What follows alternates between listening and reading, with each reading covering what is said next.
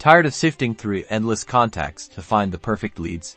Let's streamline your lead management and skyrocket your conversions by creating a Saved Filter in Kvcore in just a few easy steps.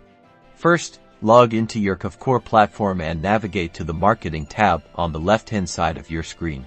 From the Marketing drop-down menu, select Smart CRM. This will take you to your comprehensive contact database. Now, look for the Filter button, which is usually represented by a funnel icon. Click on it to open the filter options. Here's where the magic happens. Start defining your desired criteria. This could be anything: location, property interest, lead status, number of beds and baths, price range, or any other data point relevant to your business. Select as many criteria as you need to narrow down your target audience. Once you've set all your filters, scroll down and look for the Save Filter option. You'll be prompted to give your filter a name. Choose something descriptive and easy to remember, like hot leads, single family, or buyers downtown area. Finally, click the Save button. Congratulations, you've just created a Saved Filter.